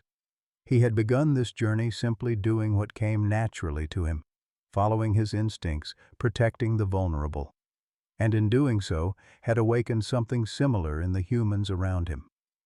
As the sun began its descent toward the horizon, casting a golden glow over the sanctuary, James Thompson felt a sense of peace that had eluded him for years. The path ahead was clear now, illuminated by the simple wisdom he had learned from his canine partner, that true service wasn't about blindly following rules, but about protecting what mattered, standing firm for those who couldn't speak for themselves, and recognizing that compassion was never a weakness, but the greatest strength of all. In the end, a German shepherd with an extraordinary nose had not only saved 2 tiger cubs, but had rescued something equally precious in the humans whose lives he'd touched. The reminder that sometimes the most important things in life couldn't be found in any rule book but had to be discovered through the heart. And that, James reflected as he watched over the sleeping tiger cubs with his faithful partner at his side, was perhaps the greatest revelation of all. Dear friends, sometimes life's most meaningful chapters begin when we least expect them.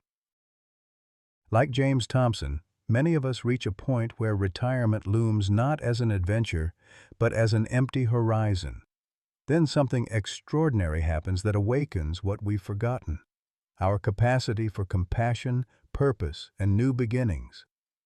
This story of a faithful German shepherd who refused to walk past suffering reminds us that it's never too late to find your true calling. After decades of following rules, James discovered that wisdom comes not from blindly enforcing regulations, but from listening to your heart when it matters most. Many of us have spent our lives in careers where we did what was expected rather than what felt meaningful. But as James found with Max at his side, our retirement years can actually be our most purposeful if we remain open to unexpected possibilities. What unexpected event changed the direction of your life when you least expected it? Have you ever had an animal companion who seemed to understand more about life's true meaning than the humans around you? Share your stories in the comments below. We'd love to hear how an unexpected moment or faithful companion helped you find new purpose when you thought your most meaningful days were behind you.